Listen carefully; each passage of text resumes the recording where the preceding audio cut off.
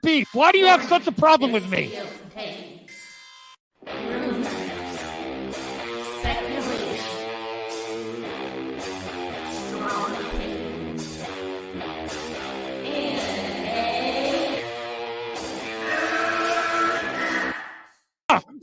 Can we get the real Andy? I would prefer the real Andy. Oh, let's get the real Max. I'll take off my mask when you take off your mask, brother. Because who's your new favorite YouTuber, Ian, that wanted to be on the show with us?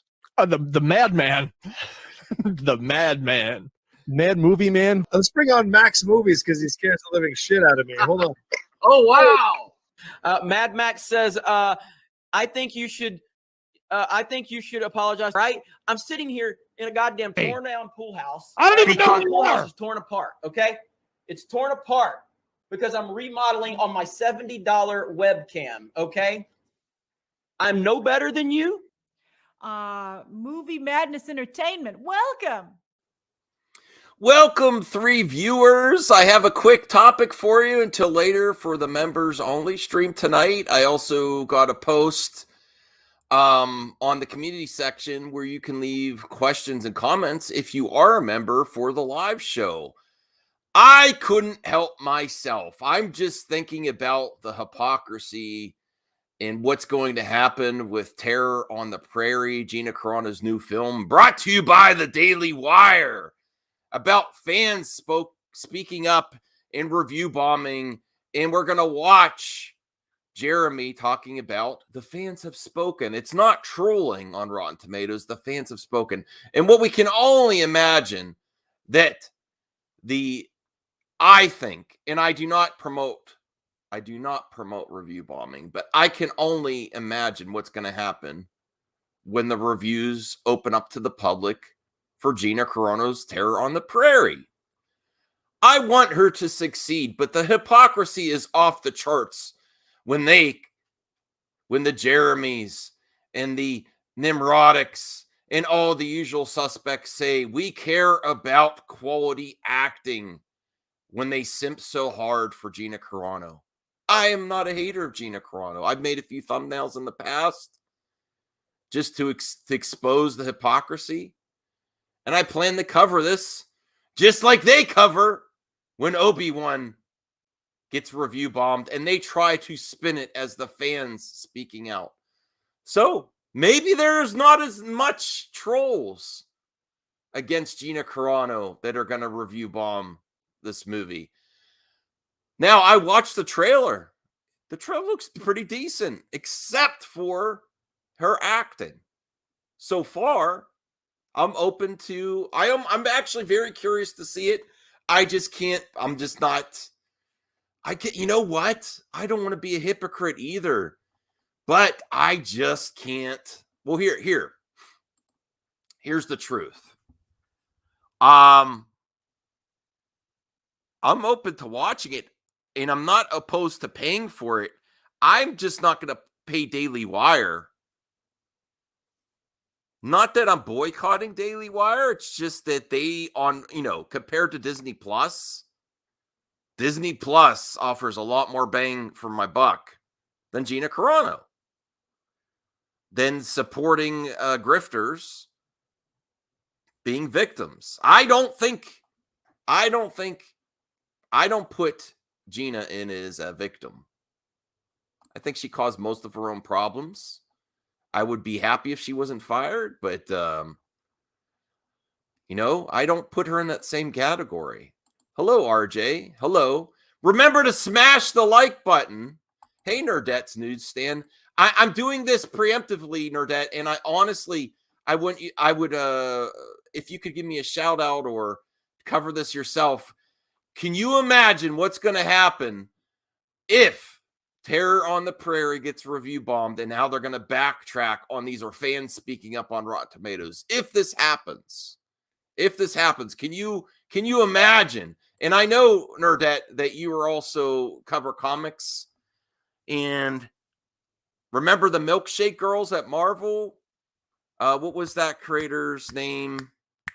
That's no longer at Marvel that they complained. She's not actually talented. She was just hired because of reasons. She made Gwenpool I forget her name. Well, Gina Carano is their very own milkshake girl. And, each side has it. They prop up people that are not. Again, I'm not a Gina Carano hater, but the talent and acting is not there. It makes me laugh so much that they say we care about quality acting. We care about, it's all about the quality when they prop up mediocrity themselves. Really, it's just she plays for our team, propping up Gina, dogging on Reva and Moses Ingram. And what's going to happen when this movie comes out? I can only, maybe it's going to be 80-90% audience score. I don't know. Here's what I'm thinking. There's more of a community, a horrible community, but a community that goes on Rotten Tomatoes for this side that loves the trash stuff and review bomb. And they're so consistent and they're so organized with it. And they like to play it off like it's just fans speaking up when they don't as soon as Jeremy or Nerdrotic comments on Rotten Tomatoes, a big mass of downvotes and ratings go in. You know how there's such a huge correlation to when they comment on it to when it gets the most trash comments, and then they spin it like it's fans speaking up.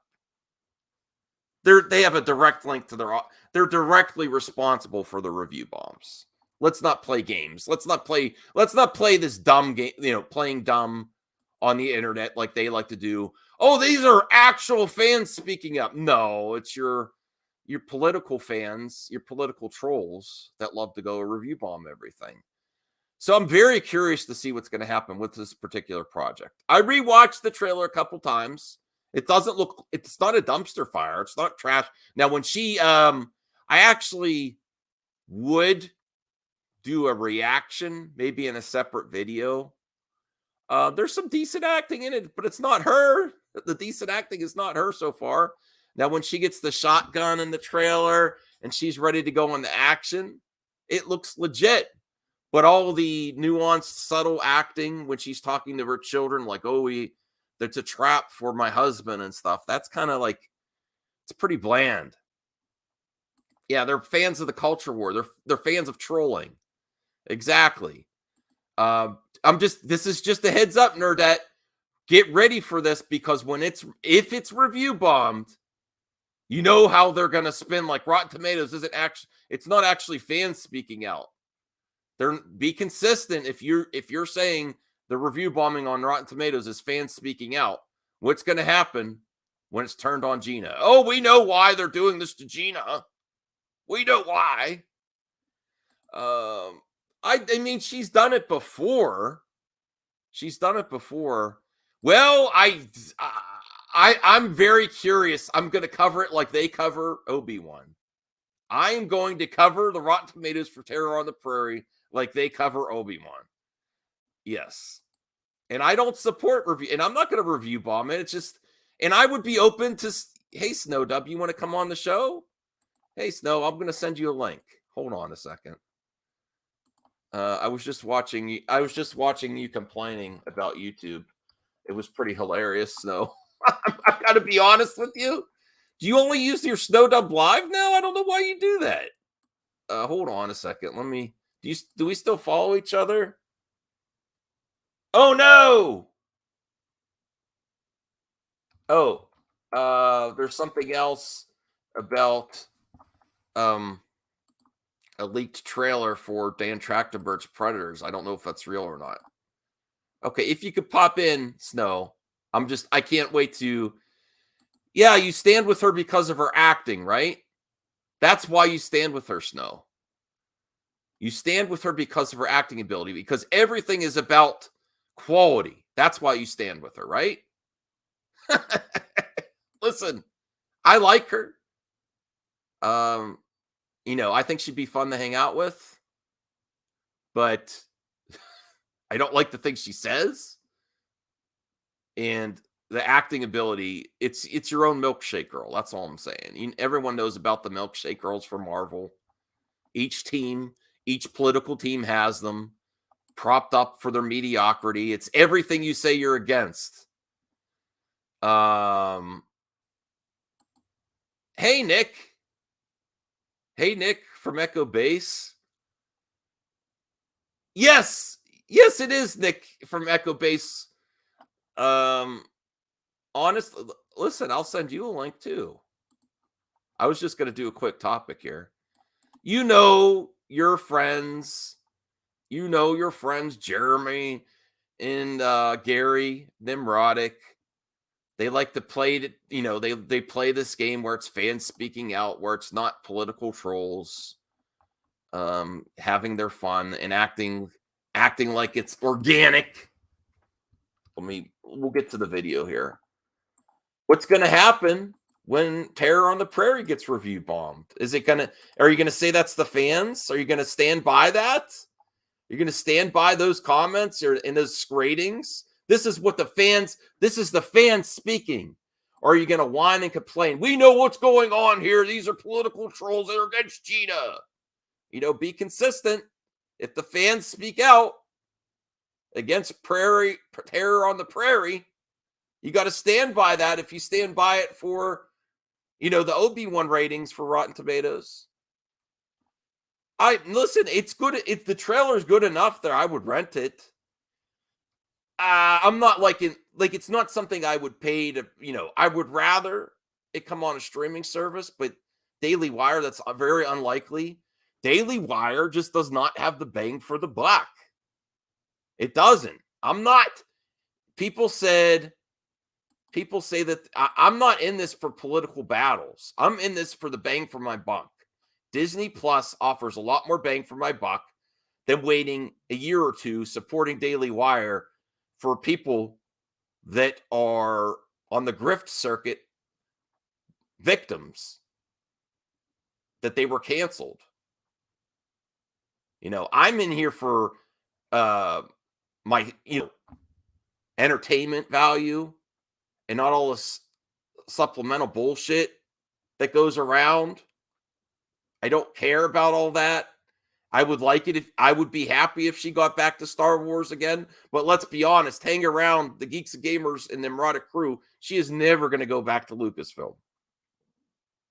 And she's made her own decisions on that. She's doubled, quadrupled down on being a victim and going around the circuit in making a movie once, having a Daily Wire premiere movie once every 2 years or once a year or two, it's just, no. We'll also, there's some decent trailer editing, some decent action, and there's some decent acting in the trailer. I'll have to see the context of the film. Right now, Gina's acting in the trailer comes off a little generic, not horrible. Little one note, no nuance to it. But then when she gets ready for the action scenes, that's where it looks better to me. Hey, Snow. Hey, Max. How you doing? Oh, I'm great. I was really enjoying you crying on your YouTube channel about YouTube's broken and shadow banning. No, I'm just kidding. Oh, Snow. yeah. No, crying, come on, Snow. Sobbing, Come on, Snow. Oh, listen. Here's what you need to know. There's people that camp on the internet that make their livelihood on it. And when you do content at the same output you do, the same amount of streams and videos each week, you're not going to break through the algorithm. You need to mix it up, cover more topics, and do more content. That's the only way to break through the algorithm. And it's hard work. And it's hard to compete with people. This is why I call John Campea the camper. He camps on the internet, and he shits out content consistently. Remember Jeremy from the quartering, triple upload. That's the only way you can compete with. There is no way for us working man to do our work, come home, do one live stream, and break through the algorithm. You have to do a combination of live stream.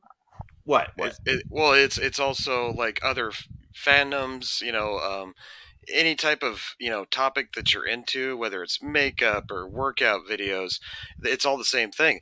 The ones that are dropping 4 or 5 things a day. There's no one being shadow banned. You know what it is, Snow? It's oversaturated. Yeah. You got to mix it up. You got to do stuff different. Right. That's what it is. Each genre on YouTube, as soon as one pops for a few years, it gets oversaturated. And then the ones that started at the beginning, they can grow a little bit more. But if you like, there's a trend that pops, like The Last Jedi or something else like that. If you're not in there at the beginning, if you're not Max, that's where you started. Oh yeah. Your biggest videos are calling out Kathleen Kennedy. Right. And then I couldn't do it anymore. And also I took a break from the internet for a while. That's the worst thing to do for YouTube, because my, family, someone in my family was on hospice and, at that time. So that's the worst thing you could do, and then come back. Also, not doing the same content over and over again, mixing it up if you have variety does not reward you, and being critical of other YouTubers can be detrimental to you, especially if you're in a similar type of content. Like if you're criticizing Disney, Star Wars, but then you're critical. So I didn't do myself any favors. Neither did you. Right. Oh, I know. Yeah, no. There's a lot of choices in the past that I wish I would have played a little differently, but that's how you learn. Okay. You learn from your mistakes. CJH $2. She's Hollywood. I thought they hated Hollywood. What? Thanks for the support, CJH. What do you mean? Now, Nerdette says the trailer was terrible. I don't think it was terrible. I thought it was pretty good. I think it was decent, but I'll be honest with you. I think you have your very own milkshake girl. You remember the milkshake girls from Marvel that a lot of people on the anti-SJW said they were only hired because of reasons they're not very talented. I really think Gina Carano shows the hypocrisy in the anti-SJWs, propping her up, because even though I like her, Snow, her acting is mediocre. Okay, well, I can accept that fair and valid criticism, because even though I like her as a person, I don't like the things you say. You don't like the things I say. I still like you. Like, we would still have a beer. I think we'd still hang out if I met you in real life. As long as you didn't bring Jarbo, I think we'd be fine. But yeah, no, but no, I didn't put any mustaches on this time. I appreciate that. Yeah, you got the clown nose on Gary, though. Yeah, I do, because I see it. I see it coming. Now, I'll be if I'm wrong, and it doesn't get review bombed, and it's 90 percentile audience score. I will come back and be like, you know what? People really like this. Or honestly, my subjective opinion is the anti-SJWs are more organized with this review bombing for political things than the SJWs. I don't know if they're going to bother to go review bomb this movie. I don't know. I think that I'm going to be really interested. What do you think the critics are going to do to this movie because it's associated with the Daily Wire? I don't think it's going to get a fair shot there.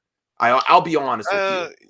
I don't think it matters at this point, because she's working. What do you mean it doesn't matter? Well, she's working through a different studio. She's kind of doing a whole different realm. Oh, I'm calling bullshit on you, Snow. If the critics said it was a great movie, then you'd say it mattered. Well, I'm getting to that point. The first point I got to make is she's trying something different. She's stepped into a media that's more right leaning as far as Ben Shapiro and his content, and I don't agree with Shapiro all the time. Don't get me wrong on that one, but he's trying to start his own quote unquote Hollywood for the right, so to speak. They've been cranking out a few movies. Not all of them are Gina Carano based. I know. She's just one of the cogs in the wheels. But I can appreciate her hustle, because she's not quote unquote giving up and trying to do something else or move into a different medium, or trying to do a YouTube channel or anything like that. She's sticking with her guns and continuing to act, and this is giving her a platform to try and do that. So let's see if this Prairie movie I'm not against is Kevin any Sorbo good. either. I don't like, I think he's kind of crazy on the internet, but Mhm. again, I don't cancel people based on their internet, Twitter activity. I'd still like to see him do something. I'm not against Kevin. Well, I think he gets pretty crazy with his commentary though. If you remember, Max, I was one of the first people to come out in favor of Mandalorian when everybody else was, fuck, rah, rah, rah, we hate that Well, show. it was EVS that was saying, "Oh, this is real woke," Yeah, and Kennel, got on the I hate Baby But- Yoda kick, and But Jeremy yeah. never went that. Jeremy does a little bit better than the rest. He did not go on the, until she became the Right's own milkshake girl. I'm sorry. Well, Gina is their own milkshake. That's why the hypocrisy makes me laugh hysterically. Like, well, here's the yes, problem. you like her because of the things she says and her opinions, not because of her talent. Well, I'm the sorry. problem with it was, Can I ask you? Do you really think that she is such a hero to people the usual people that you enjoy watching or are fans of, based on her acting ability? this is what makes me angry about that situation. What? Is the fact that she was there and she was part of the show and her other cast members accepted her. There was confrontation with her and Pedro Pascal. We saw it. We know about it. They tried to work it out and they continued to act together and do the show together. Now, that kind of helped bring us together, quote unquote, from whatever political side you lean to. There was a moment there of symbiotism where we could come together and be like, okay, somebody that we, lean with and believe, Hey, we got is 51 there. people watching. Please smash the like button. Also, because I haven't had snow on in a while. Listen. We really disagree on a lot of things, but we could still talk to each other. Right. I wanted to get to Zeno's. I didn't mean to interrupt you, but I wanted to get to Zeno's comments here. Listen, if the right makes good movies, go for it. But I listen. I'm saying if the Daily Wire makes really good movies, all right. I'm up for a Western. I'm up for this, I'm up for the premise of the movie. But honestly, I just can't. I'm not going to pay for a movie for political reasons or to support grifters that are acting like victims. I didn't see anything woke about Top Gun. Did you like that movie? I want to watch Top Gun. I just haven't seen it. Hey, Nick. I thought it was great. Top Gun was awesome. I do. Oh, yeah. It was I amazing. really want to see it. It's just, I don't go to the movies as much as I used to. Well, honestly, Coach is calling me. Hang on one sec. Okay. Well, to finish my point real quick, Max, is when she got fired, it felt like, well, our stakes in the game was pulled out immediately. And it was like we didn't have somebody in there anymore that kind of represented our feelings about stuff. And it just felt unfair. And so that's why people are making the comparison with Reva, because she's still there, the Moses actress. She's still there, even though, blah blah blah has happened, and it's like it feels like different standards, and that's why people are rebelling against it and making videos and going nuts. Well, here there's a difference between what's happening to Moses Ingram and Gina. True. Now, Gina was actively trolling. Now she plays. I can say that. Yeah. She plays innocent, like she didn't know what she was doing. And that's subjective. Yeah. Subjectively, you're going to say, "Oh, you're going to believe her or not." I think it's kind of bullshit. I think but honestly, everybody does that to a point, though. Okay. It's social media. Yeah. We all kind of do it. Whereas some more extreme than Moses others. Ingram was just doing her. So it's different. There is a difference there. Well, did Moses really need to pull out the 2 or 3 DMs and freak out about it when she could have just ignored it and said, "Hey, hate's going to happen. It's whatever. Delete. I'm not even going to bring it up." Did Don't Gina care. did Gina ignore it, or did she bring it out to? It's a little different in the fact that Gina was just bringing awareness on how she felt at the time, where Reva was bringing out actual hate messages straight from her DMs and sharing it with her entire cast and crew to create some kind of movement. I thought that was just a little ridiculous, especially when they were kind of telegraphing it before the show even came out, which was wild. It's like, don't you be racist towards her, even though the show ain't even out yet. And it's like, well, that sucks. If anybody criticizes her acting ability, they're going to be automatically labeled, right?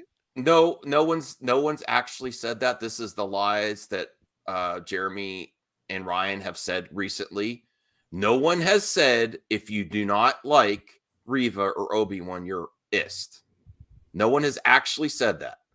The commentary from Star Wars Twitter was saying if you make her feel unwelcome, you resist. And then there's a million sentient life forms out there, choose not to be an ist, because there were receipts, regardless if you agree with the receipts or not, they were there of people being extremely prejudiced towards her, including mega hater. Right. Yeah, RJ, you can come on. We're having a good time here. How are you RJ. doing, Nick? How Good, we good. can get into spoilers for Obi-Wan. Listen, I have issues. I'm not the biggest fan of Reva, but I do like the plot point where she's probably from the very beginning of the show, where she's very conflicted and angry based on what happened if she is a youngling. Mhm. And I don't know, please don't share spoilers towards the end, because I know some of you have watched the leaks. Hey, RJ. What's up? Hey, we got our friends Nick in Snowdub here. It's been a while since they've been on. What's up? We're talking. Do you see well, Nick, what do you think? Do you think that there's going to be a review bomb scenario for Terror on the Prairie? I have no idea. Maybe. I just this review bombing thing. Like, so we were looking, or I was driving back from Houston last night, so I wasn't even on our live stream last night, but I was listening while Coach and Valiant Renegade and Matt Risman and our buddy Thrawn were discussing all this, and the total amount of reviews on Rotten Tomatoes is only like 3,000 something. I mean, that's not really that many reviews. Do you see the direct correlation between people in your circles, like Nimrodic? I like to say Nimrodic, I'm sorry. And Jeremy, once they comment on it, that the review bombing increases. Be honest. Do you see any correlation between their coverage of it? Honestly, I really haven't looked into it. Okay. I don't really look into like review bombing stuff. I mean, if people want to go on there and hate on something, I mean, that's the internet for you. People can do whatever they want. With like Top Gun, I waited to hear what everybody that I trust and feel like have the same opinions about movies that I do. I waited to hear what they said about the movie.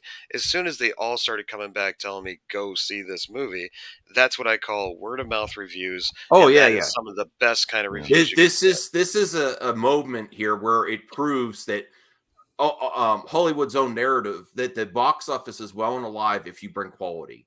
That's where I say, listen, I don't think everything's a trash fire like certain people on the internet say, but a lot of it's just above average. If you bring excellent content, if you build it, people will come. I consistently say that. I mean, Top Gun is just good quality entertainment, no matter Yes. like what political spectrum you fall on. It's just a great fucking movie. I mean, it's phenomenal. Right. Yeah. So I agree. listen, so that's a narrative that Hollywood sets, or theater industry. If you make above average content, people will come, regardless of what it is. And I got a quick question. Like, with the review bombing thing, like I only hear people calling out this review bombing trend if there's a project or a movie or show or something that I'm consistent. I'm not talking about you. I'm just saying in general. Oh yeah, like Jeremy. I only hear about the review bombing thing when the show's getting a lot of negative. Oh, you're saying about it. Positive review bombing. So when you see a show like that's just getting a crap ton of positive stuff, is that also review bombing, but on a positive I see side? where you're going. I mean, it's possible, the scenario, but let's be real. We're talking about the internet here. What's more probable is hate review bombing. I'm sorry. I guess it's subjective. Well, I guess the scenario positive review bombing can exist. Yes. I mean, I do think it can exist. The reason, though, it doesn't really get talked about, though, I feel like is because the term review bombing was initially created to explain like an influx of like negative reviews. So that term never really was made with the intention of thinking about. No, I'm ready to call. I'm ready to call this out if they review bomb because of reasons. Daily Wire. I actually don't think it's going to get review bombed. Actually, at least not by like. Okay. I'm just waiting for Gary and the rest to be consistent. Well, I'm just saying if you're talking about like fans, like the average person who uses these websites, then no. I think the critics are going to tear this movie to shreds, not because of any legitimate. No, reason. I don't think it's going to get a fair shot. I don't think it's going to, and I'll call that out too. Like if doesn't matter, remove the art from the artist. If Gina delivers a good performance, I'll tell you what. Even though I like the trailer, and I watched the trailer multiple times just to see, and I'm not. You could call bullshit on this or not. I think the acting from Gina was a little bit mixed, and she was the weakest part of the trailer so far. But I did not see the context of the movie. I think when she was going into action, like when she was getting the shotgun ready, that looked decent. Like she's putting on stuff. Well, let's be fair here too, though. A movie like that, I mean, this is no offense. I'm just being honest. A movie like that, you're not really going for great acting. You're just looking for to have like fun with it. Like it's meant to be. Oh yeah. It looks like a good time. Like, same thing with Top Gun, and you know, bad news travels fast, but great news travels faster. So, like, the same thing happened with Stranger Things. People kind of fell off from season 2 to 3. They were like, it's not as good as season 1.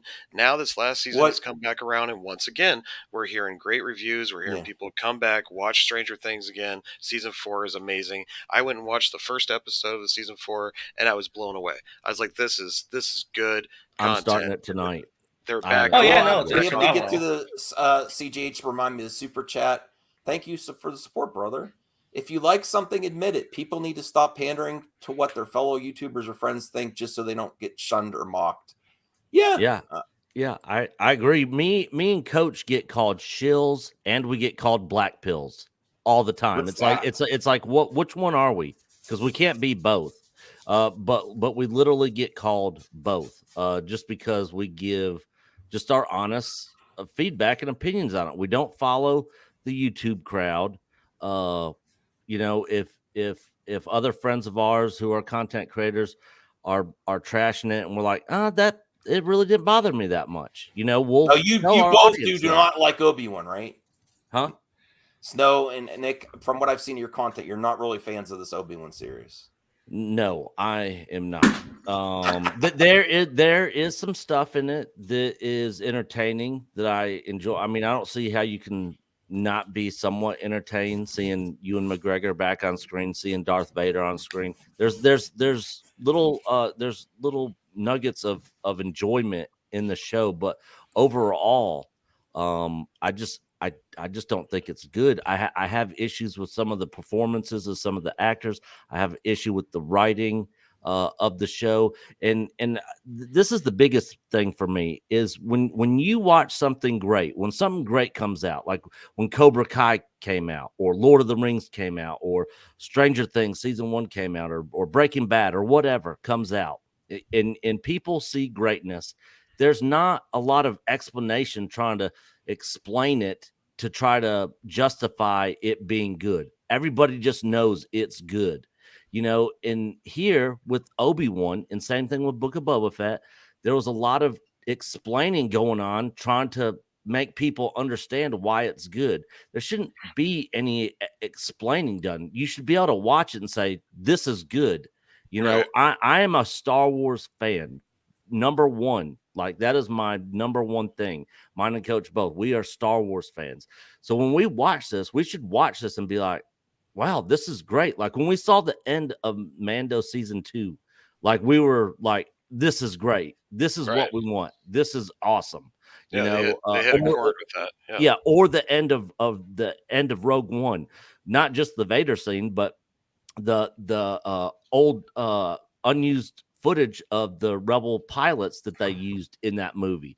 I mean, that was awesome. Do you think it's too hard to be objective about the series because you guys looked into the spoilers Like, I don't know the spoilers. Well, the jury's still out with me, Max. I came out on the first 2 episodes. Like, I am not liking the way they were going with it at first. This last episode, it had some major plot holes, but there was glimpses and flashes of really good storytelling. Even me, the Vader stuff, it was hard to see why he would let Obi-Wan go. But then I started to thinking of the context of the whole episode, where he's dragging people out to bring out the Well, there's cool stuff in that. It's sort of like got to catch them all. Like, now that he knows but I will be helping honest, Obi-Wan, he wants to get them all. Yes, Vader I will be honest though. Just real quick, I would just say this: like, I loved the first episode. Second episode was okay. The third episode, again, okay. I will say one of the biggest things I'm noticing, at least from like a direction and production standpoint, is that third episode to me felt way too much like a fan film, way too fan film-esque. RJ, they're giving them a lot of ammo. They're making it easy for these guys to pick apart. Going around the fence or Reva showing up before Leia. That's what I'm saying. It's not the slam dunk I was hoping it would be. Like, it's good. It's okay, but it's not as good as I was hoping it would be. Well, let's hope at the beginning of the next episode they explain how Reva got there. Like, do you really think they're just going to leave that? Yeah, it's going to leave. Oh, wow! Right out of Jar Jar Abrams' mystery box. Well, here's what I know about, and I'm hardcore Star Wars fan as well, just like Echo Base. I know my stuff, guys. I do, especially on the old school prequels and original trilogy. And here's what I know about Anakin Skywalker. Anakin Skywalker is conflicted. And he's always been conflicted. And so there's going to be moments, even when he's beating the hell or torturing Obi-Wan, so to speak, where he's going to stop and pause and be like, holy shit, look what I'm doing to my best friend. So when I saw the end of episode 3, at first I was like, why didn't he blow the flames out and drag him back through it? Why did he just let the robot take off with him? I got kind of mad. Then I stopped and thought about the character, thought about who he is. And then I realized that he is a conflicted character. And there's going to be times where he feels the light side of the Force. And that might have been one of those times. If they can explain that and do it well over these next 3 episodes, they just might salvage the show. But they got to focus on the relationship between Obi-Wan and Vader and not Reva. She's a great side character, but this is the Obi-Wan show, not the Reva show. That's what I was going to mention too, actually, Max, really quick. It does seem, though, like they, based on what we're hearing now, they might have changed the ending completely in the edit bay. Well, I don't want to just say Reva is a side character, and I don't like saying it's the Reva show, but honestly, don't you think there's a strong motive, a strong storyline? If anything, it's more like a Leia show. That's what I'm going to say. It's more like a Leia thing. But this isn't about being woke or anything. This is what Marvel and all these shows have done. They introduce new characters. It's not for woke reasons. It's to introduce another character to spin off. It's for spin-offs. It's not for woke reasons, in my opinion. They're not doing it to subvert. They're not doing the bait and switch. They're doing it because they want to introduce another character and spin off and branch out for money. Hey, I got no problem with that. My favorite Jedi is Mace Windu. So, am I a esteraphobe for saying that? No, because I love the character and I think he's amazing. And no one has actually said if you don't like Obi-Wan, you're an ist. That's a lie. And I actually haven't seen a whole lot of woke anything in the show so far. Not really, honestly. No. Well, I do see that Obi-Wan's broken down and he has to be saved by women a lot or by Leia. There's an argument there. But I will say, whereas for me, I was not a fan of Last Jedi. The broken down Luke, I don't think they got us there with the story, like the material. But for the Obi-Wan, showing the nightmares and knowing what happened to him in Revenge of the Sith, I see how he could be broken. Whereas I don't think, in my subjective opinion, I don't think it worked for the old man broken down Luke in Last Jedi. I think it works for Obi-Wan. I understand. Well, the problem with not to turn this into a Last Jedi thing too, but the issue with that is that you're jumping right after Return of the Jedi. The last time you see Luke to that version of him, right? At least with Obi-Wan, there's a through line history. But they showed the nightmare, and you get all the context there. Whereas Luke in the tent with it just didn't justify for me personally. I'm just there wasn't enough there to lead the viewer to believe that Luke would be like this, or given the fear, or bring up a lightsaber Well, we to watched Kylo. Obi-Wan get defeated, basically. Yes. Through the Jedi being eliminated and wiped out, and him and And, Yoda and all the having to go younglings hiding. dying because of him not seeing it. That was an Right. ultimate failure on the Jedi Council. All We those saw it. young, Yep, force we sensitive, understood it. and that's why I really, even though I'm not a huge fan of Reva so far, if she was one of those younglings, I can understand why she has hatred of the Jedi Council. Sure. And she's also she might like have Stockholm syndrome with Anakin. She starts to side with the aggressor in that situation because of the failures of the Jedi. Yeah. The other issue with Star Wars, and I'm sure all you guys have heard this, is people saying Star Wars fans will never be happy.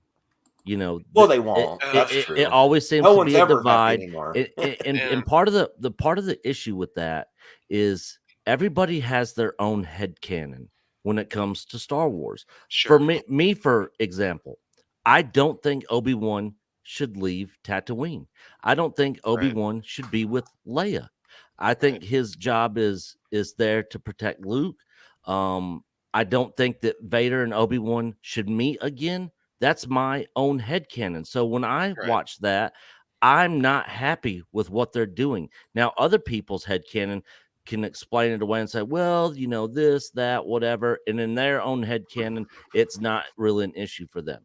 So that's part of the thing with Star Wars, because there was never any 100% clear direction on what happened here, there, whatever, within the content that we got from George Lucas. So and to add on that, Nick, is we gotta understand what happened in New Hope and realize that's the true origin of Star Wars, where the canon should really originate from. You got to look at 100%. Obi-Wan, how he was, doing mind tricks to stormtroopers with ease. He pulled the lightsaber, chopped a hand off. He wasn't pulling guns out. So there's a transition that needs to happen here. Yeah, there's a transition that needs to happen here from the Obi-Wan we're seeing in this show to who we're going to see in the New Hope.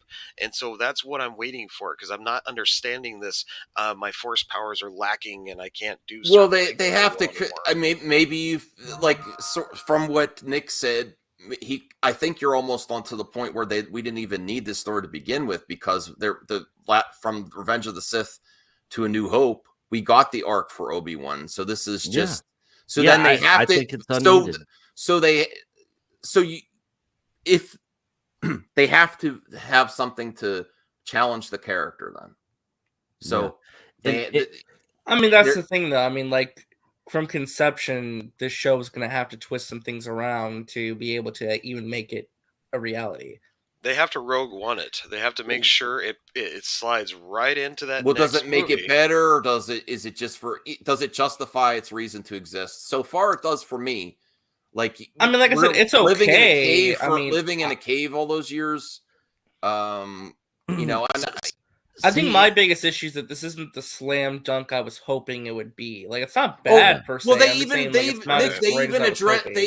even addressed your concern right in the show. When Leia's father, what's his name, Bail Organa, says you need to protect Leia, and he's like, no, my duty is to Luke. They even addressed your concern there, and you're still not happy with that, the way they addressed it? Yeah, because Luke said no. He totally turned him down. Yeah, he's so like, the Jedi Code in chat says, so is Leia not important for Obi-Wan to rescue Echo Base? The thing is, it's not that she's not important for him to rescue, but that's not his responsibility. What if he leaves to go protect her, and then somebody gets to Luke and Luke that was gets his killed? I think they handled that concern in the plot of the story, though. He was really concerned about that. Why wouldn't Leia be a priority for him? They're both Anakin's kids, and they're both Padme's kids. Why? I can Why understand would his duty that. only be to Luke? Why? I can understand that. One of my biggest gripes was I wanted to see why Obi-Wan wasn't communing with Qui-Gon yet and doing that, or he's communing with Yoda. And then finally in the third episode, they show him trying to commune with Qui-Gon. So that to me was like, okay, thank you.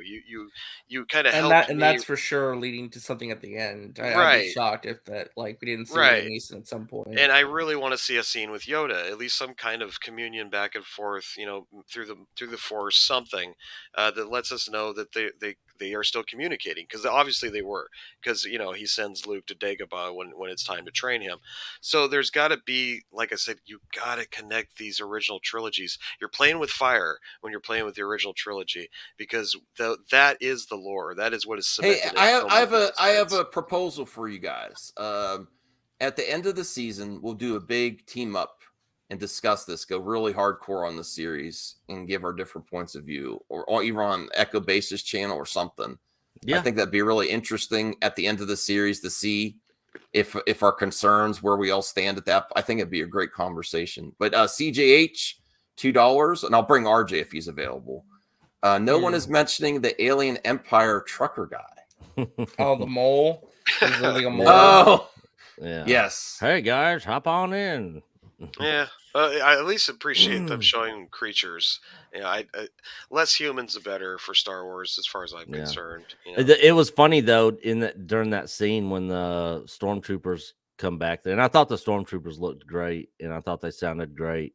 But they're sitting there talking, and Obi-Wan's giving a story, and then the stormtrooper's like, Obi-Wan's like, it's a long story, and he's like, it's a long ride, and then literally like 1 minute later they stop and jump off. It's like, that wasn't too long of a ride there. Small stuff like that jumps out at me. When I'm watching it jumps out. But then they do that scene. Oh no, there's issues. It's not. I have some issues with it. Yeah.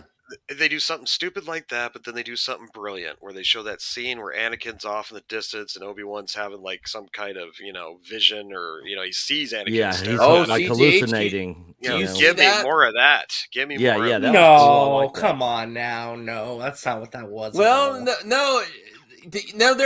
Listen, CJH isn't wrong. There was some aspect of the trucker driver where he's like, well, the Empire's good enough for me. Not questioning. No, I'm not. I see it. I honestly see it. I think that's kind of a stretch. That's I see really a slight. Dig deep for that. Yeah. No, I see it's a slight, like, I'm not questioning because I'm okay with it. Like, not questioning what's happening with the to other people. Would the stormtroopers approve of the mole having his own arsenal of guns? Probably not. He'd probably take those. No, I agree with. I don't think it was overboard. Like, it wasn't in your face, but I can see a little bit there. Like, I'm for the Empire. It's good to me. So why do I care what's happening to other people? What? That's a criticism. That's a criticism for capitalism and everything. As long as it's good for me, why do I care what's happening to other people? Until the stormtroopers come and take your guns. Yeah. Right. Oh no. Speaking of, I did a lot of shooting with my AR over the weekend. It was fun. Oh god. Oh, we got to go shooting when I see you, Nick, for sure. Yeah, I got a 300 blackout, and I got a suppressor on. Hey, listen, not to get into that debate, but I do really appreciate people that are responsible with their weapons. That's all I'm saying. But, Mexican Iron Man. I am not getting into that debate here, though. I kid you not. Lord. Mexican Iron Man goes to a class every Saturday where he does tactical training. No, I respect for yeah. Me and Mike have gone to those classes together. But there's fun times. Yeah, I don't want to get. I do have. I'm gonna keep quiet on this topic. Back to Star Wars. But yeah, Gina Carano rocks. I love her. I'm going to see her here in a couple weeks. But you love her for acting ability, right? I love her because she's one of us. I'm friends with John 3PO, which makes me feel like I'm friends with her, kind of, sort of, in a third-party way. I get to actually meet her. I've been Max. I've been a friend of Drunk's before he was monetized. No, I think this is good stuff. This is just watching friends succeed. I think they're an amazing couple. I don't know anything. I don't know if they're a couple. No, but I think they're good for each other. They're friends. No, I know. I'm not suggesting. I don't want to get in the drama behind this. I think they would be an amazing couple if that's a possibility. Did you see the videos of and I don't know if you're snooping around or not. Firewater. Hell yeah, Firewater. There's a bunch of videos of Gina at the last convention down there in Orlando, and her lines to see her and get autographs and stuff and pictures were incredible. The turnout was amazing, and you can't hate on the fact that people. Let's be real. You can't hate on the fact that people are coming out to support her and show her love. There's nothing wrong with that. Yeah. Listen, more power. If she becomes a prolific actress for Daily Wire, and Daily Wire does something more that interests me, like sci-fi or fantasy, and she really nails it out of the park, and her action sequences are amazing.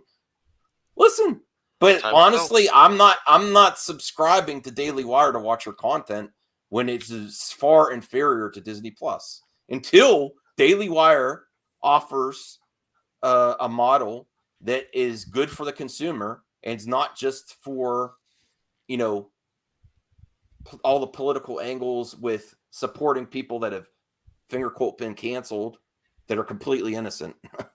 I'm not going to pay for Daily Wire. I get much more bang for my buck for Disney Plus. I don't pay for anything. I'm a cheap ass. Her family's not worth billions. I know it's been a Your while chat's since you gave me a super chat, Nick. What the hell happened? You used to be really. Wait. So hold on then, because let's actually talk about this. I have heard that her family's very rich. Is that not true? Because I see this take thrown around all the time in the chat. So I'm not sure like where that's coming from. Yeah, her dad is her family's got like owns like some stuff in Vegas. I don't know if it's casinos or something, but yeah. Well, if you own a casino in Vegas, I mean, you got her family's not hurting on money. Good for drunk. Well, she used to get punched in the face. She's a sugar mama. Get up to make a few bucks, you know. So I can't take nothing away from her grind and her ability to succeed in life. When you take punches straight to the face, even if it is for money, that's a whole different spectrum of human being. You got to be a gladiator to get in a ring and want to take abuse like that. And I tip my hat to those type of people because they're the last gladiators we have, Max. You know. Here is the Terror on the Prairie Rotten Tomatoes, which I'm going to cover like Jeremy does on Disney Star Wars, and I will call it out if there's review bombing. Nothing yet. I can't wait to see I can't wait to see the reaction, and I do not want it to get review bombed. Our good friend Drunk 3PO will be at the premiere of this movie, so stay tuned, and we'll hopefully have some inside. No, I don't think it's a dumpster fire. I think it's above. It looks above average. It doesn't look great to me. Yeah. And I'm most concerned with. I mean, again, it's like for what it is. I think she's going to deliver on the action. Yeah. Well, that's what I'm saying. For what it is, judge it for what it is. Not like I mean, like if it entertains the people it's made for, then that's all. Well, RJ, are you like say the Daily Wire becomes really prolific in their entertainment and they're delivering quality content? Are you opposed to that? No. The more great content out there, the better. I always say. I mean, like I said, I mean, I'm not. But honestly, Xeno's. I already have way too many streaming services. Let's be honest. I wish I bookmarked it as a starred comment earlier in the stream. Xeno said the right hasn't delivered quality content. I don't think they have yet. Honestly, I'm not. If they, I don't listen. I'm a paying customer either way. If you deliver bang for my buck and quality, go at it. I don't give a shit. Well, that also implies though that the right don't work on the stuff that that's already out there. I mean, let's be fair here. I mean, we don't know the political opinions of every single person who works on a Disney movie. Well, we do know the majority of but I mean, like there are probably some people who like still work on that stuff. With, like, I don't see a lot of like the actors that are left from Hollywood that we know are right leaning. I don't see a lot of really prolific right-leaning actors. I mean, I think Tim Allen was done dirty for sure. He is a treasure to a lot of people's families growing up, and I don't think he did anything to justify. Like when his show was canceled, that was completely political. There was what about Chris Pratt? Does Chris Pratt deserve some of the hate he got? Absolutely. No, absolutely not. Chris Pratt. Well, that's why I was really happy. Actually, speaking of that, that's why I was really happy that James Gunn came out and just said, no, this guy's never getting recast. Stop talking about it. We love him. Right. Stop dragging. And that's how it should be. Yeah, I agree with that. Totally. No, people really went overboard when he said, I pray for someone during a bad event. I don't remember what it was. And they got mad at him for saying they've also made accusations like because they say the church he attends, but like that's been debunked so many times. I don't even know how many times he keeps his. Well, also too, they were also trying to say that he hated his kid who I think had autism, and that was never the case either. Like you don't know what you're actually talking about. But again, a lot of this stuff is performative is the problem too. A lot of this is just people trying to like No, I I'm gonna- support I'm Chris. gonna use the 100%. term, but it is a virtue signal in a lot of ways. People are like, well, we want to get rid of this guy because yada yada yada, and we're morally superior. So I don't know. A lot of it's just that moral grandstanding that I can't stand. The canceling needs to stop. We need to start judging things On both sides. merit. If you don't like, I Both agree. sides. If you don't like, Scientology, why are you going to see a Tom Cruise? I movie? don't care. Because Tom Well, Cruise actually, is it's a funny. great actor. The Scientology thing, like, no one really cares about anymore. I mean, it gets Exactly. popped occasionally, but like, That's- no one really is making a big. Well, fuss there's about that nasty anymore. documentaries out there about it. Trust me. But the point is we don't care enough because we love the movie more. You know what I mean? And if everybody could take that mindset and apply it to everything else, we would probably have a lot less arguments and just let the chips lie where they lie. If it's good content or if it's not good content, let the audience decide.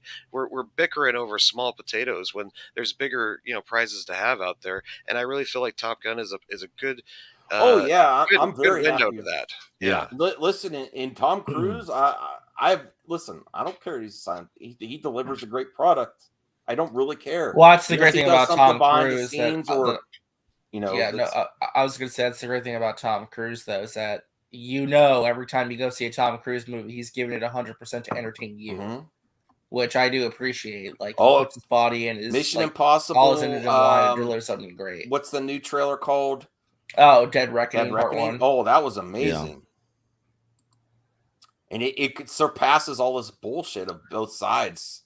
There's a going at each other. documentary from that actress from, I think, King of Queens. I can't remember her name, but she was in there for Scientology for. What was her name? Leah Ramini or something? Yeah, she did yeah. I've really read the stories of in-depth her leaving documentary about it. Scientology. It's crazy. It's some crazy stuff. But hey, to each his own.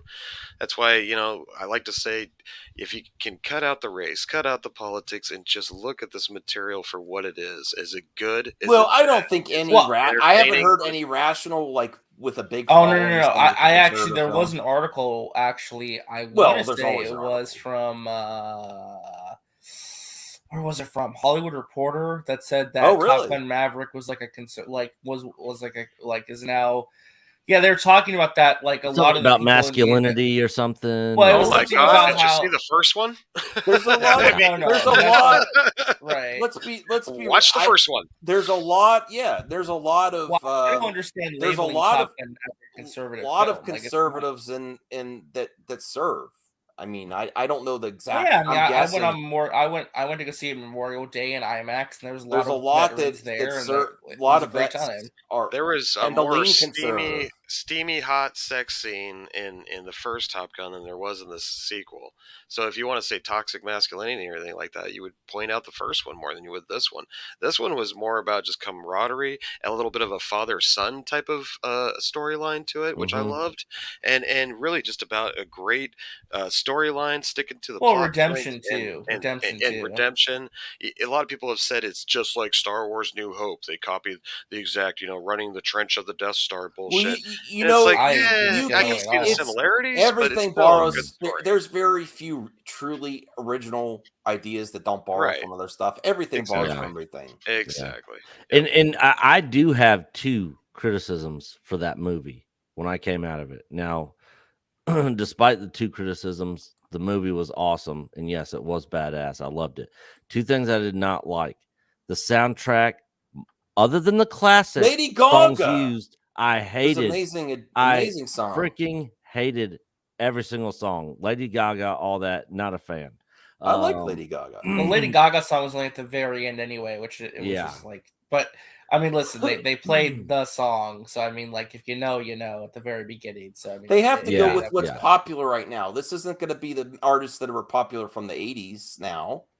Yeah, it'd be cool if they got some of those original people on the soundtrack to make a new song, but you have to go with that would be real. Who made the main song from Top Gun back in the day? Who did the? Well, it was Kenny Loggins. Yeah. What if they got Kenny Loggins to make it? That would be pretty cool. That'd be awesome. I don't know if he's still making music though. It's been a while, I think. But the other thing is the other pilots in the movie, I thought lacked the charisma, the on-screen charisma that the original movie other pilots had. I don't Oh, know. yeah. I don't know though, Iceman. man. Like Hangman. I mean, listen, there was no Val Kilmer Iceman, of course, but I mean, like Hangman was really cool, and I liked. Shoot, Yeah, what was it? I don't think they like I liked the just didn't supporting think characters. I just didn't think they were as good as the characters in the other. Which I think maybe was intentional too, though. Because Miles it was more of a Teller, Maverick everyone story. keeps saying he's going to be great, but he kind of like, and just I liked him in this movie actually. The movie is called Top Gun Maverick, so we're really focusing on Maverick's story. That's why they brought back Val Kilmer. That's why Tom Cruise fought for Val Kilmer to have that small role in that movie, because he knew it was his story, not so much the pilot's story, even though there was like that father-son dynamic with Goose. But it really went back to Maverick's story, getting past Goose, getting past what he's gone through, why he never became, a general or an admiral and just stayed a captain. So all of this was a redemption story for Maverick, is what the story was about. Even getting his old girlfriend back. If you guys watch the original Top Gun, Penny is mentioned in the original Top Gun as some floozy that he ran through as an admiral's daughter, and he got in trouble for it. So he was even redeeming that storyline. I was like, who the hell is this Penny chick? I'm like, why have I never heard of Penny? And then I'm like, oh, it was like a one-line thing in the first movie. So that was kind of interesting. Yeah, but when they were in the bar and Goose was playing the piano and stuff, that Goose's wife was sitting there talking about it and mentioned her name. So there's a good tie-in. Good tie-in. It's a Maverick movie, so it wasn't really focused so much on.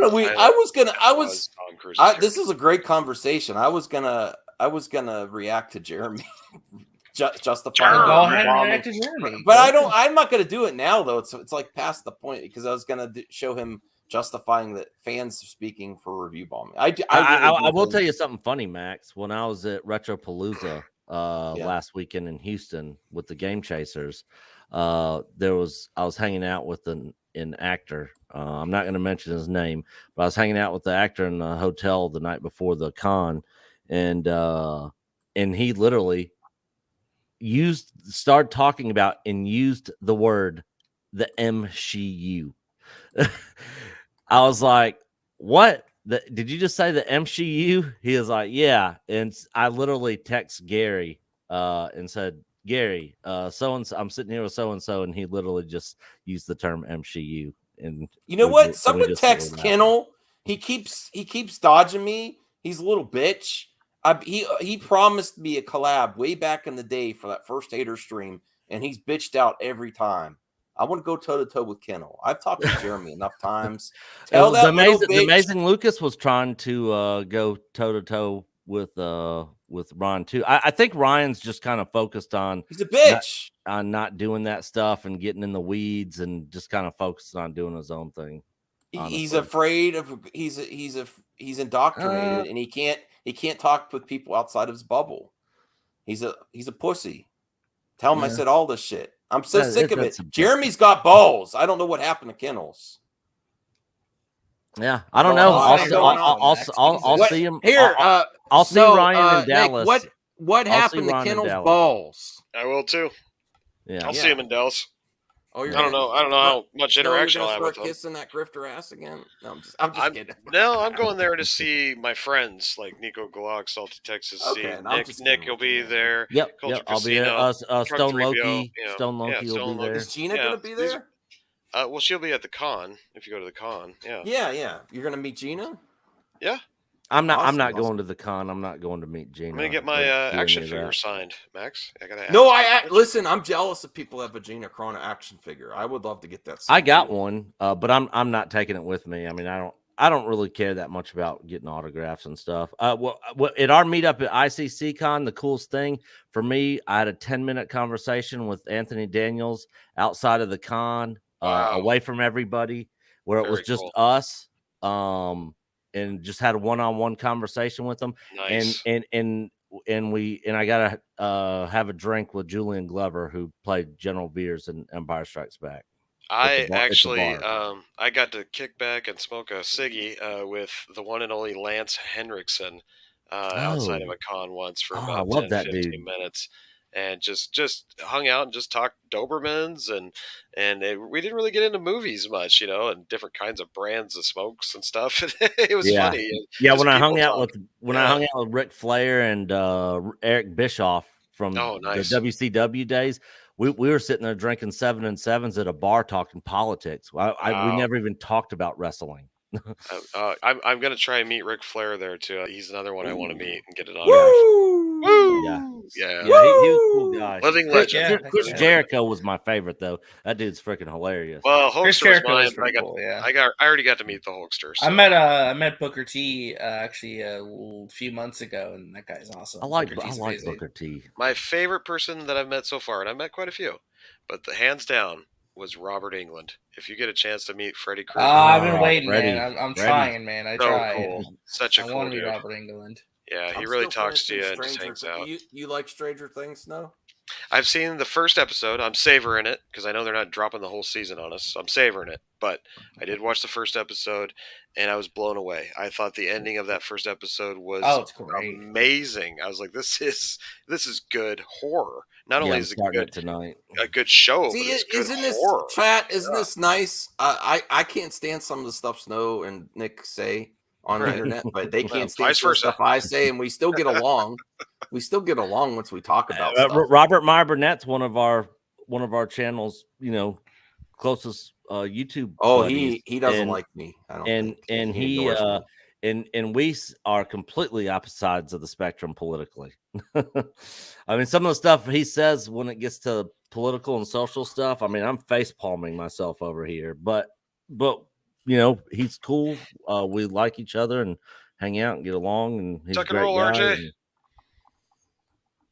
Yeah, RJ likes talking to you. It'd be interesting after this Kenobi series is done to get back somewhere. Maybe We're on the- halfway in, so I'm not throwing it out with the bathwater just yet. But I really hope they kind of tighten this ship up because it's got a lot of loose strings right now, and it could really. I damage think the franchise. to me the good outweighs the bad. There's some things like I understand. It is kind of funny that alien walking into the tree branch. I would have cut that out. Oh God! But yeah. honestly, the scene where they're catching Leia, yeah, it's not like it's not like she's a Mary Sue and got past them. They actually caught her.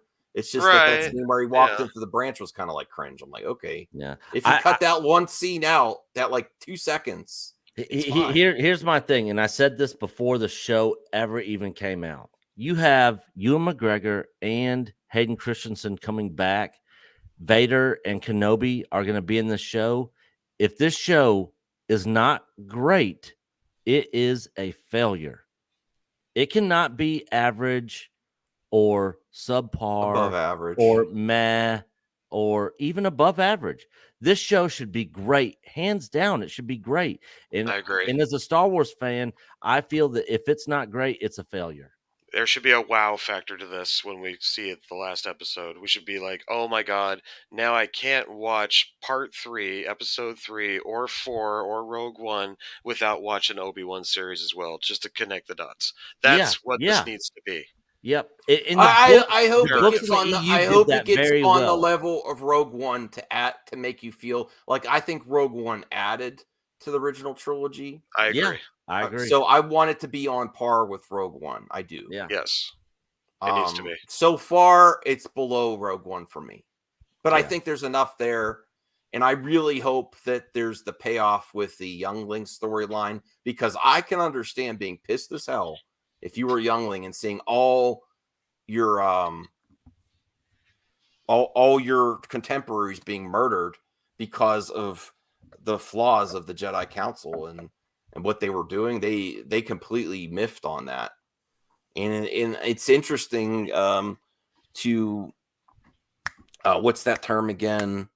Stockholm syndrome, about how you sort of side with the aggressor is what Reva's done with Anakin. She's siding with the people that murdered her contemporaries.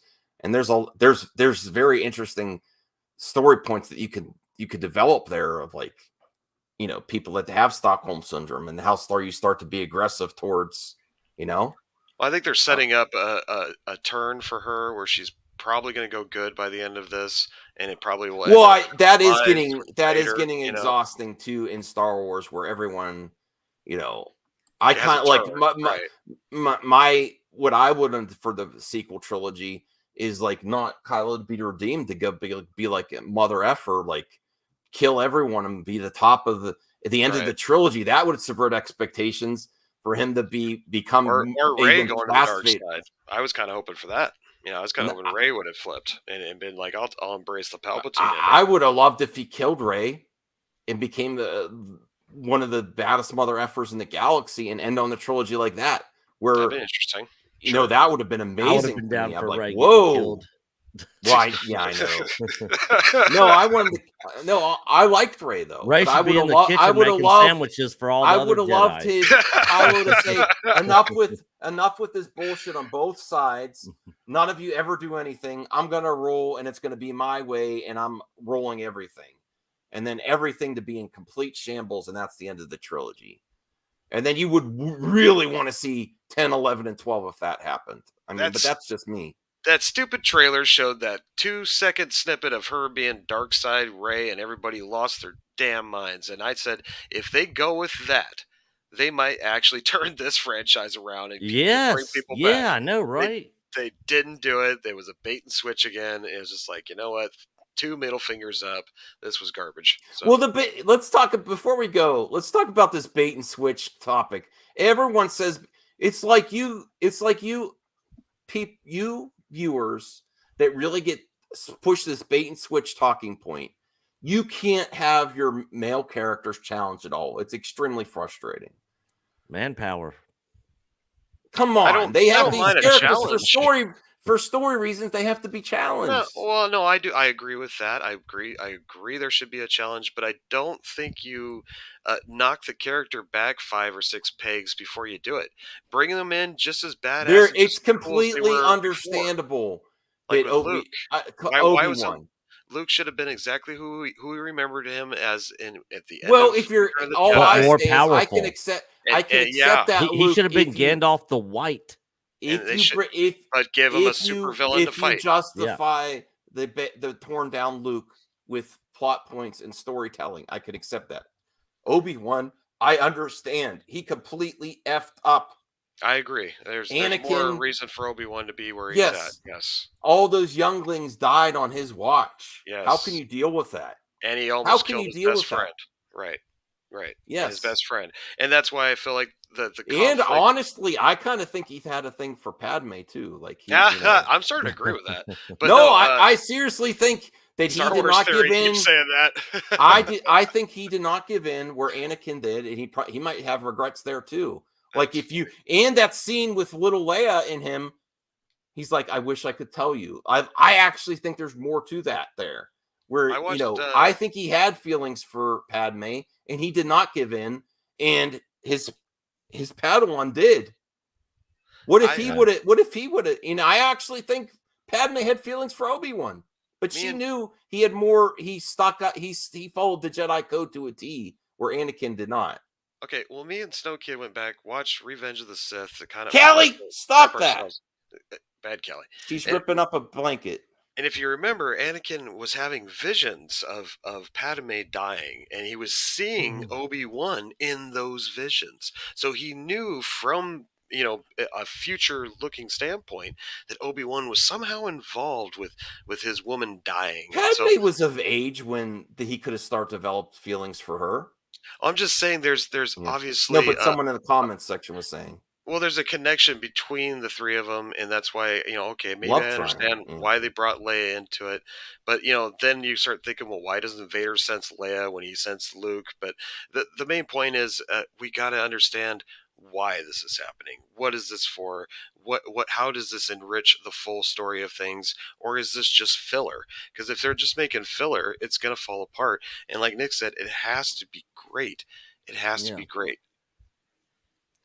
Yep. And the other thing is,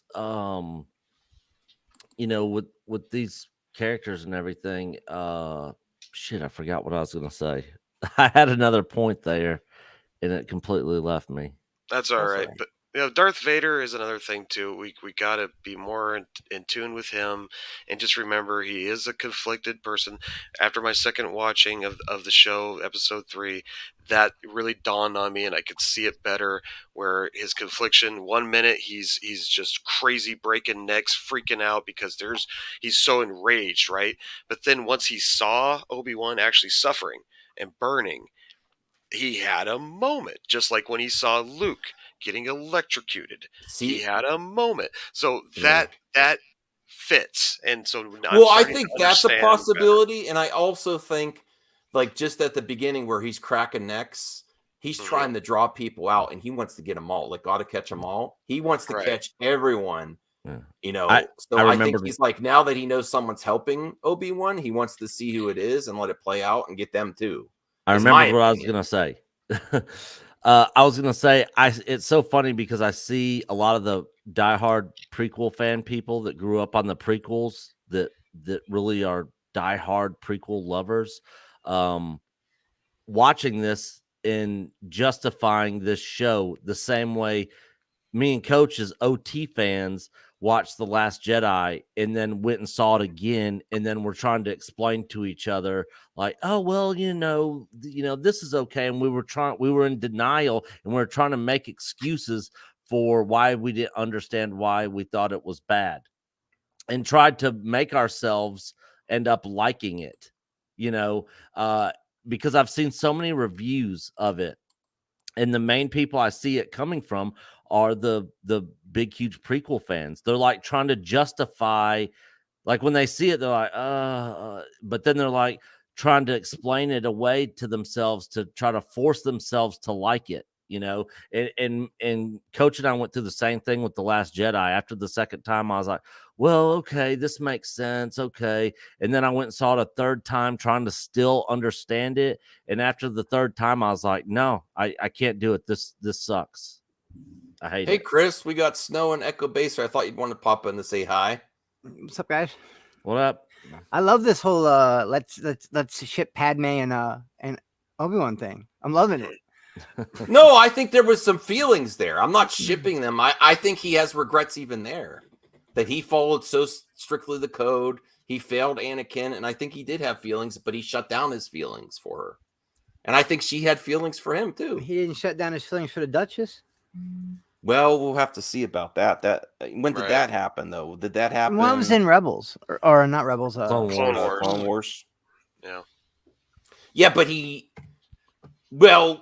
never did the deed with her, though, did he? I don't, Well, I don't know. It's a cartoon. I don't think they would add that. No, but I'm saying, I know they wouldn't show that, but even though he had feelings, he didn't go as far as Anakin, is what I'm saying. I don't know. I'm sure he did. They just don't say it. I'm sure they did. I don't know. I'm sure they. I would love a little dirty. Kenobi going around in this universe. Better than a granddaughter of Palpatine. I like Rey. I think people should pay more attention to the things that we're probably going to get. They didn't just mention the fact that Obi thinks he might have a brother out there somewhere for no reason. But there's I saw another people Kenobi out complaining there about floating that, around. and I really didn't have an issue with it.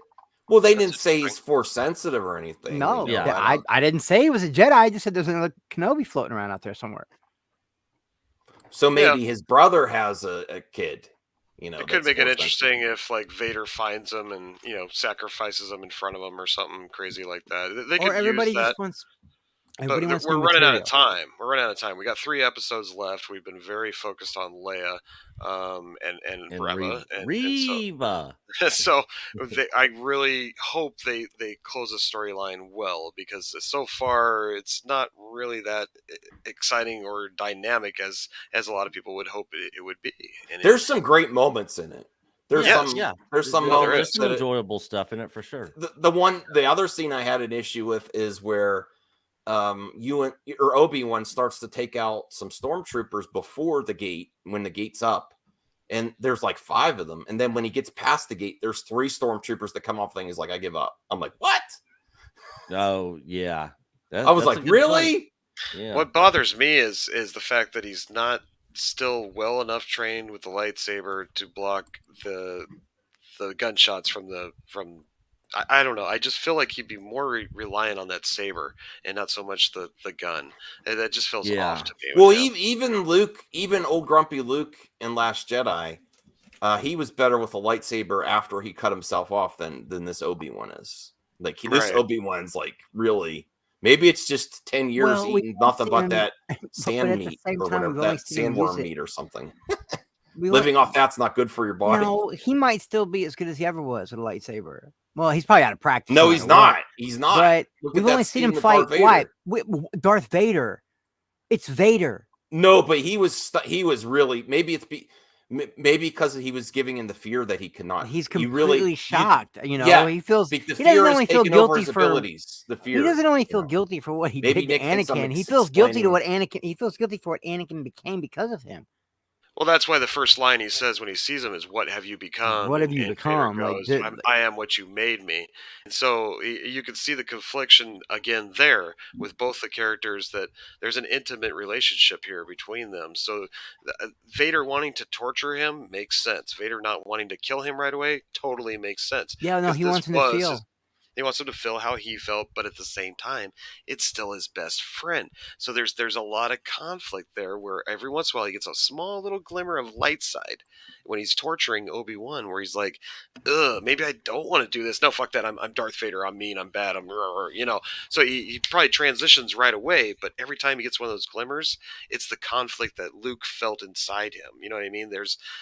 He's a conflicted character because he got so far in the Jedi, way of things and lived that life for so long, and then transitioned over into a Sith.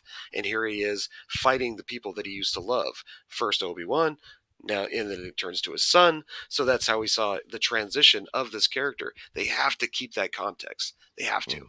See, my issue with that whole thing of him just letting Obi-Wan get away at the end is, what makes about as much sense is if you were looking for a needle in a haystack for 10 years and then you found it and you took that needle and threw it back in the haystack and tried looking for it again. Why is he letting him get away? Who said we didn't see the end result? He's still on the planet. He didn't get away yet, right? He's still on I just know that he lit the fire, put the fire out with the Force. Then the chick starts the fire again, and Darth Did you see how Vader was watching everything? He said, well, he lives on Mustafar. He's the planet where he watched him, where he burned. And what I'm thinking is, in that moment, if I remember correctly, a robot picked up Anakin and put him in one of those carry things. And someone shot from over the hill. So he might have had a flashback of a robot picking up Obi-Wan with the Inquisitor, and what's been consistent with Reva, not all the Inquisitors, but Reva and Vader in this series so far. How they interact on these planets, killing people to draw out, it's the fastest way. It almost seems like she is copying what Vader's doing. What do you mean it doesn't work? It never works. It never draws anyone out. What are you talking about? Reva found Obi-Wan. Well, she's able to read minds. That's like her main force power. But she didn't read Owen's mind, but Reva wasn't killing people to draw Obi-Wan out. She just kidnapped Leia and drew him out. No, she did both. She did that plan with Leia, and she was killing people to try to draw out the Jedi. She said Jedi hunt themselves. They can't help. They can't resist it when people are dying. And so far, Obi-Wan let people die. I've never heard that in Star Wars before. Jedi hunt themselves. It's like an itch. They can't help themselves. They can't help but to be Jedi is what. But that's consistent with what Vader was doing. Honestly, I'm trying not to go to your point, Nick, where people try to explain it being good. I'm saying I'm open to the ideas that Vader is, once he noticed someone was helping Obi-Wan, that he wants to get everyone. And he didn't, and Obi-Wan didn't actually escape yet. Now in the next episode, if Obi-Wan just escapes the planet unscathed, and Vader's like, well, where did he go? Then that's going to be a fail. Yeah.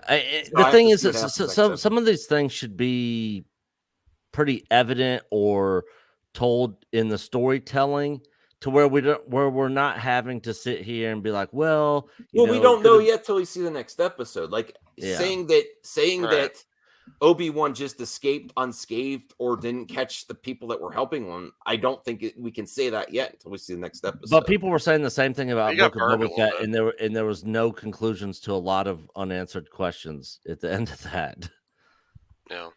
Well, I think a lot of us are jaded too from Boba Fett. I being one of the people that felt Yeah, like for they should have sure. left him a more evil character, Yes. more true to his roots. I think they dropped the ball with that, so we're jaded and we're Well, scared. it's a problem with the industry, just like like Venom. They Right. treat him more like a hero now too. It's like Sure. making everyone. Whereas the Joker succeeded because they just kept him Yep. as a Joker.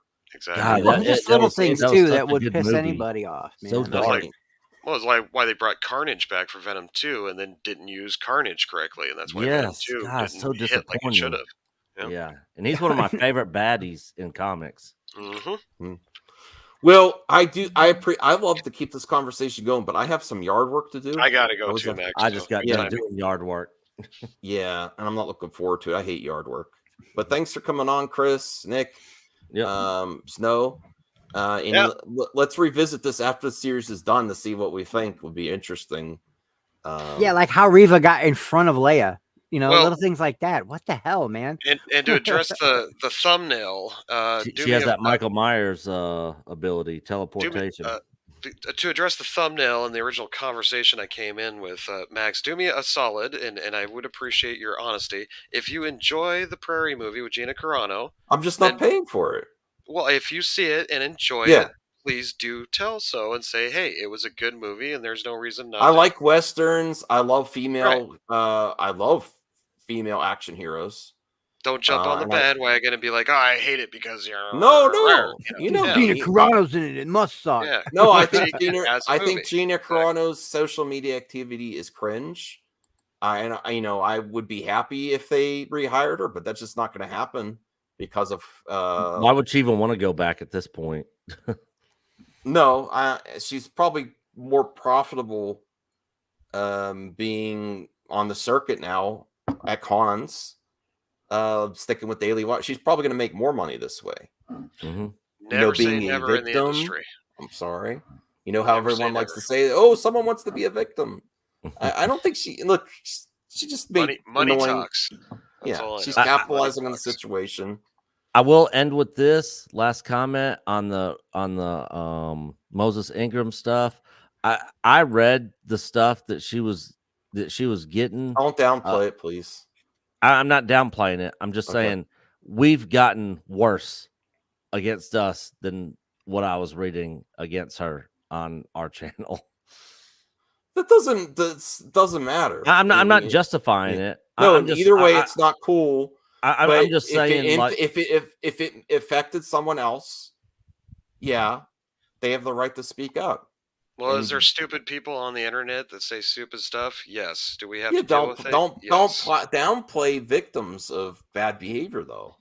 I'm not saying that, but if everybody's a victim, then Max, and then it becomes a victim culture, and I can't. Well, handle yes, that. and Jeremy and Right. No, I agree. Gina More and people- Gary are the biggest crying victims on the More- internet. more They people need still to have just all the stand up and take a platforms. stand. They Yeah. still make lots of money, and they complain when Simu Liu says LOL.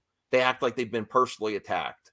They are the biggest bitches out there. If we're really gonna call out people crying about being victims, Gary, Jeremy, Ryan Kinnell are the biggest pussies out there. Well, where do you complaining where about do being you victims. draw the line and say, okay, enough is enough? We need to quit going in a repetitive, regurgitating circle of BS, and finally take a stop and say, wait a minute. Well, here's Top Gun. This is a great movie. We can all agree on that. I don't Yeah. think there's politics involved with that. Let's No. start there, and we. But can if we're build from that. going to really complain about people, we get this type of harassment too. Yeah, Nick, you're not complaining all the time. Jeremy and all them, all they do is complain about them being attacked. And These people hate you. They all hate you. Star Wars attacked me, and Star Wars Twitter account called me an ist. No, they didn't. You're lying. It's an absolute lie. We've proven this. Chris was there. That's we why proved me it. and Nick are here, Max. Yeah, because no. me and I Nick know. are I know. more You guys entertainment are channels. new. We're not You about guys are yeah. nuanced, but Chris, share your experience when you said to Ryan Kinnell, no one called you an ist from Star Wars. What did I he do said, to you? I asked him, I said, can you just show me where any of those comments on Twitter are saying that someone You asked for receipts, which called which you everyone that, is where they saying, actually Moses, give us said, more receipts. I said, because all I'm seeing is them saying, hey, please don't send, we're happy this girl's working for us, and make her feel welcome. Please don't be assholes about it. Please make it. And they turned that into, I mean, earlier there was something in an article about racism, and then there was like the stuff that she showed was tame compared to the stuff that was on whatever that fucking not a Reddit, but the other one, something farms, whatever the hell it is. Kiwi Farms, is that what it's called? About. Yeah. Man, that shit was horrible. They were saying about her, pure fucking racist, man. That's cool, but why bring all this to light in the beginning before the show even comes out? I don't know. That's the one question I had. Like, what was she maybe getting stuff? Bring it out at the end. You're both assuming that she doesn't get all. She said, "I have hundreds more." And her platform is a lot bigger than Jeremy or yours, Nick. So how do you know that she doesn't get the equivalent to way more? But how does that help the show? I have no clue. My only point is, who cares? Why are you worried about it? Right. That's the internet for you. If you're going to be a public figure and put yourself out there, you're going to end up getting stupid people saying stupid shit. It's just part of it. Like, people get it all the time. It is a normal thing. Is it okay? Am I trying to justify it? Absolutely not. People shouldn't be racist or attack an individual because of their skin color or their gender or whatever. That's stupid. But there's idiots out there that do that stuff. And the thing is, we live in a free country, and it's their God-given right to be idiots if they want to be idiots. Does that make it right? No. Themselves. Right. Yeah. Yeah. Let them make themselves be the idiots, and everybody go make fun of them for being stupid, but I don't know why anybody's going to give them the, like, hey, look, I'm being called out by so-and-so or whatever. Like, me and Coach do it, but we do it in fun because we have fun with the hate comments and the freaking people calling us racist and calling us misogynists and bigots and all this other dumb stuff. There's no reason to create racism out of nothing either. I've had comments thrown at me. You don't see me jumping on a live stream right away and trying to expose it. No, I'm moving on to my next show, making the same funny jokes that I always make. Some of them are cringe. Some of them offend people. But I'm still going to do it. I'm still going to entertain the people that want to watch me. What I always say is, if you don't like it, turn it off. There is that option. Believe it or not. You can turn it off. What she should have done is highlighted the ones that she did, like just a couple that she might have come across, highlighted them and maybe just retweeted. Well, here's where the anti-SJWs go too far. Finally, someone provided the receipts that you're looking for, and it's never enough. You know how you say never apologize, it'll never be enough? The receipts are never enough, or never good enough. This is where I say you've become what you hate. Right. Calling that out. Where's the receipts? She shows the receipts. Now it's not good enough. Now it's a convenient. Now there's a lot of questions if it's real. Oh yeah, because they have no problem pointing out when Jordan Peele says something, or Ava DuVernay says something, or that guy who directed Creed says something. They'll milk that shit. So I knew this was gonna get milked from both directions as soon as it happened. I just figured that's part of the YouTube game. I also didn't see Disney making the same kind of defense for Rosario Dawson when she was getting a lot of shit. Yeah, I remember. Well, Rosario, see, the difference is, I agree they should have backed her up more, and there is a fear of upsetting one certain community that's very either side. It's very the commentary on both sides is very hostile on this particular community. And where was the Carl Weathers hate? Did she actually reveal the DMs like Moses did? I don't know. I don't think so. So there was an event where a person. I think it was Twitter messages. I don't think it was DMs. I think it was just people. Or did Rosario do that, or did people were since the talent actually decided upon themselves to make this comment on Instagram? an employee is saying this, they decided to go to bat for their employee. So it's a little bit different. I don't know if Rosario actually did that or not. We knew it was happening, but I don't know if Rosario actually decided to say this is the messages I'm getting, or kind of just ignored it. Well, here's what I don't understand. You're making all kinds of money. You're in a major show, something with a big brand like Star Wars on a major network like Disney Plus. Why are you even taking the time to check Twitter messages? For me, I would think my lifestyle would be so busy and I'd be so wrapped up in my star and making my new character the best it could be by showing up at different, film stuff or maybe fan expos or cons or whatever. I don't understand the focus of, I got to get on Twitter and see if I can find some hate comments and then expose them. If I was like these guys, I'd be like Bill Murray, man. I'd turn all the social media off. What's the point? You already made it. You're already making money. You're doing what you love. Why are you digging for ammo?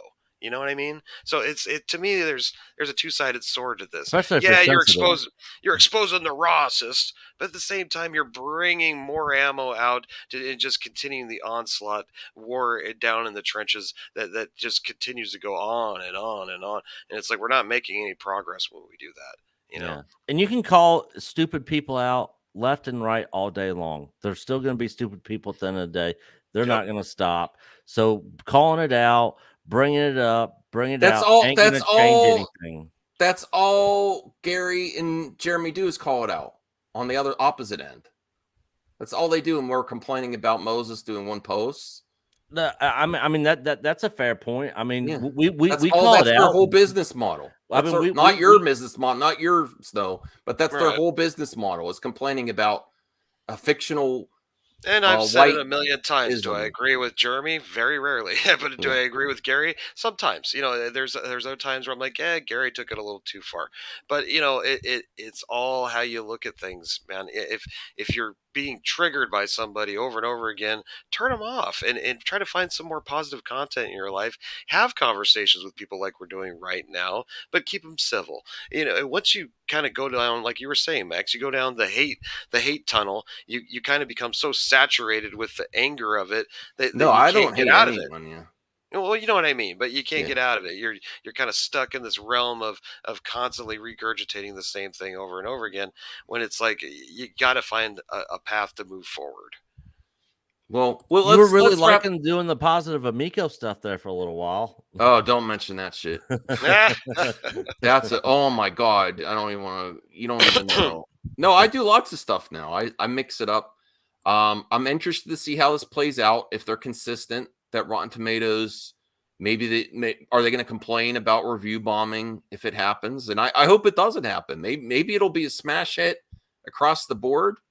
I do feel that Access Media is not going to give it a fair shake, or maybe they'll refuse to review it. I see that too.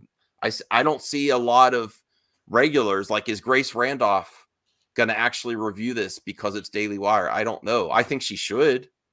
But then is she also going to give it a fair shake? Is John Campea? Are they going to treat it like a real release?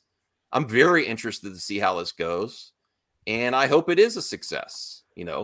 I want her to be successful, but I just don't see any path forward for her coming back to Star Wars. Nick said why would she want to? I don't know. Yeah. She's probably going to make more money being a perpetual victim. But never say never, folks. Never say never. And this is what we're complaining about the other side, victims. Oh, you got a few bad messages on the internet. Well, times change. She's made a whole business. That's her whole business model now is being. I mean, that's why honestly, were the lines that big because of her acting ability at the con? I'm sorry. I'm going to be objective here. I think she's a cool person. I like that she's done a lot of stuff in her career. And she mixes it up, including in the ring. But were the lines there because of her acting ability? I don't think so. Maybe not, but it's still somebody people can relate to, and people like having that type of bond, And if that's what they're into and what they, you know, feel close to their heart and their soul, so to speak, and how they feel about life in general and their political leanings and stuff like that, so be it. And let them be that. You know, it's kind of like the attack on Christianity. Yeah, there's some bad churches out there, but all Christians aren't bad. So you can't group people together. No, there's definitely Yeah. there's definitely some anti-religion sentiments out there that's not cool. And we're supposed to be a freedom of speech, freedom of religion, freedom of protecting ourselves with the Second Amendment, and I really truly believe in that with the American way, and I try to stick to those principles as much as I can. That's well, let's wrap this because I'm really, if I don't get the yard work done, I'm in trouble. I gotta go too. Yeah. So thank you, Snow. Thank you, Nick. Thank you, Chris. Go check out Snow Dub. Work on some music, Snow. I saw you talking about. Please, I'd love to start. Yeah, no, I do. I want to make some more music really soon. Yep. Yeah, I'll be around later, Max. Close your stream and check out Nick on Saturday. Echo Bass. Chris left. You know, if you want to talk about Star Wars, he's covering the Obi-Wan series pretty tightly. And do you still do open panels on Saturdays? So we quit doing that because the streams were going so long, but we still do it. We just do it in separate streams. So we do like member pop-ins where we let people, our channel members, pop in and share their opinion. And a lot of our members and a lot of our people don't agree with what me and Coach say, and me and Coach don't agree with what each other say sometimes. So you know, it's really a mixed bag. There's a lot of different people with a lot of different opinions. We welcome everybody's opinion over there. We're not trying to gatekeep the Star Wars fandom or anything like that, or say what we think is right and anything different is wrong. You know, we're just being honest with how we feel about it. We don't follow the YouTube crowd of people that hate on stuff, but if we feel the same way, we feel the same way, and we'll call it out. But it's not because we're following some sort of trend of haters or anything like that. Right. Okay. Well, I think that's where we'll end it. Have a great day, everyone. You know, there's lots. I like all the options. Competition's a good thing. I don't have I don't really like everything that Ben Shapiro does or says, but if he's gonna create an alternative, that's a lot better than Jeremy and Gary in my book. If you can't do just hating on things, they wouldn't have a paycheck if Disney went under. Yeah. But Ben and Gina are creating an alternative, and I can respect that. A lot of people that don't like Ben Shapiro 100% agreed with him when he reviewed the sequel trilogy. Probably even you, Max. Well, yeah. I've actually softened on The Last Jedi. The Rise of Skywalker is abysmal, though. I can't. It's really hard to get through. It's like such a mess. But I actually am glad if they're going to kill Luke off that they did in The Last Jedi instead of The Rise of Skywalker, because The Rise of Skywalker is inferior to The Last Jedi. It's just a mess. All right. Well, bye, everyone. See you guys. Tuck and roll.